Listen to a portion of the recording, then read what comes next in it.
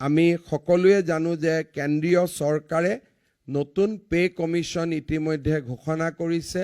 যোৱাকালি কেন্দ্ৰীয় চৰকাৰে নতুন পে কমিশ্যন নটিফাই কৰিছে।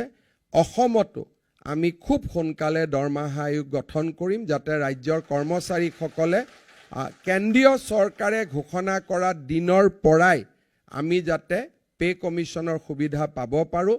আমি ইতিমধ্যে মই মুখ্য সচিবক যোৱাকালিয়ে কৈছোঁ যে আমাৰ প্ৰিপাৰেশ্যন কৰিবৰ কাৰণে মই কৰ্মচাৰীসকলকো অনুৰোধ কৰিম। ACSৰো ইয়াত এছ'চিয়েশ্যন আছে, শিক্ষকৰো আছে, কৰ্মচাৰীও আছে, সকলোৱে আছে।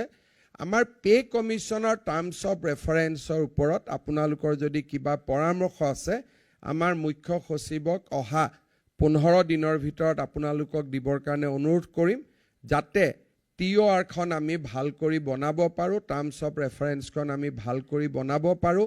কাৰণ আমাৰ কৰ্মচাৰীসকলে পে কমিশ্যন হোৱাৰ বহুত দিন পিছলৈ দাবীবোৰ আনি থাকে। চেণ্ট্ৰেল গভৰ্ণমেণ্টৰ নিয়ম হ'ল যে পে কমিশ্যনৰ যি হৈ গ'ল তাৰপিছত ইট কেনট বি ৰিঅ'পেন। কিন্তু আমাৰ ইয়াত সেই কথাটো নহয়, পে কমিশ্যনতো যাব, তাৰপিছত মুখ্যমন্ত্ৰীৰ ওচৰতো আহিব। এইবাৰ আমি ভাবিছোঁ যে যি হ'ব পে কমিশ্যনত হ'ব, দিব নিদিব it will B A decision যিটো মুখ্যমন্ত্ৰীয়ে নলয়, যিটো পে কমিশ্যনে ল'ব।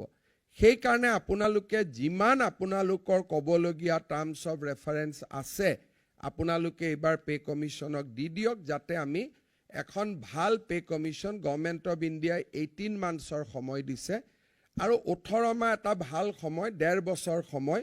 হিয়েৰিং ল'লে, শুনিলে সকলো সমস্যা সমাধান হ'ব পাৰে। সেইকাৰণে মই আপোনালোকক পে কমিশ্যনৰ ক্ষেত্ৰতো আজিৰে পৰাই মুখ্য সচিবৰ লগত আলোচনা কৰি টাৰ্মছ অফ ৰেফাৰেন্স দি দিবৰ বাবে মই অনুৰোধ কৰিম, যাতে আমি এই সমস্যাবিলাক এটা শৃংখলাবদ্ধভাৱে আমি সমাধান কৰিব পাৰোঁ।